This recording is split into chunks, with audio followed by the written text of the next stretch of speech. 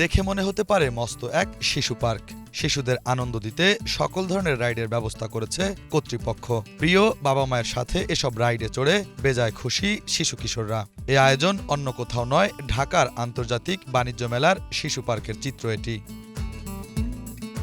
দেখতে দেখতে শেষ হয়ে গেল ঢাকা আন্তর্জাতিক বাণিজ্য মেলার ২৯তম আসর। পুরো দিন হই হুল্লোড় আর আনন্দে মেতেছিল মেলায় আগত শিশুরা।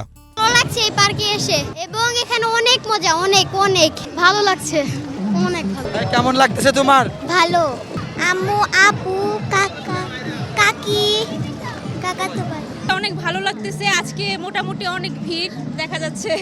লাস্ট দিন হিসেবে অনেক ভিড়, মানে লাস্ট দিনে আজকেই ফার্স্ট। অনেক ভালো লাগছে, অনেক সুন্দর করছে, অনেক সুন্দর করছে। কেবল আসছে, আমরা এখনো কেবল একজন উঠছে। খুব মজা লাগতেছে, সব রাইডে ওঠার ইচ্ছা।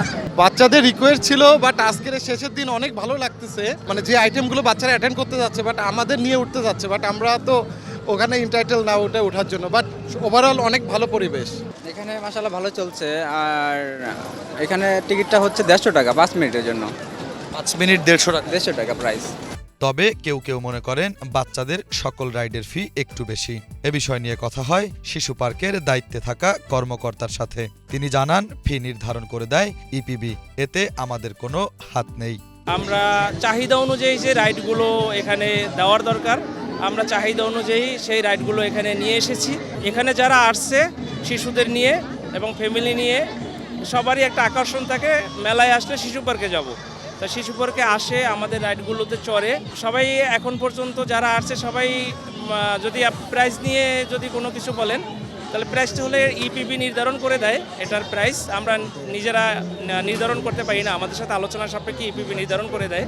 দুই একজন বলে যে প্রাইসটা একটু বেশি হয়ে গেছে, 100 টাকা দিয়ে একটা টিকিট ক্রয় করা অনেকের জন্য একটু কষ্টসাধ্য হয়। একটা বাচ্চা 3-4টা রাইডে চড়তে গেলে হয়তো 3টা রাইডে 300 টাকা যায়। সব কিছু মিলিয়ে যে খরচ, এক্সপেকটেশন অনুযায়ী আমাদের ওইভাবে হয় নাই। মানুষের আনাগোনা এখানে একটু কম। ঢাকা আগারগাঁও যে বাণিজ্য মেলা যেভাবে জমজমাট ছিল, এখানে অতটা ওইভাবে জমজমাট না।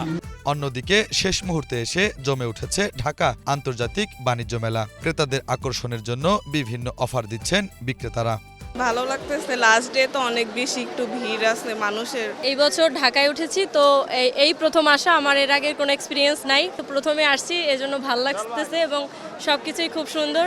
আজকে অনেক মানুষ হয়েছে, অনেক ভিড় হয়েছে, তো সবকিছু মিলিয়ে ভালোই লাগছে। এই প্রথমবার আসছি, আমরা তো চাকরি বিক্রি করি, আজকে শুক্রবার অফ ডে, ইচ্ছে থাকা সত্ত্বেও অনেক দূর, ঢাকার ভিতর হইলে আগারগাঁর ভিতর হইলে ভালো হইতে, আমরা যাতায়াতের সুব্যবস্থা হইতে অনেক দূর, সেজন্য আসতে পারিনি। আজকের শেষ দিনে আসলাম, অনেক ভালো লাগলো।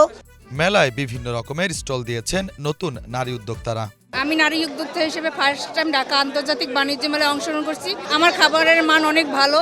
এখানে আমাদের এখানে পাবেন সালাদ আইটেম, বুফে সালাদ আইটেম পার গ্রাম হিসেবে, পার গ্রাম 99 পয়সা করে। আপনার ইচ্ছা মতো আপনি নিতে পারবেন। এখানে 24টা আইটেম আছে, পার গ্রাম 99 পয়সা করে।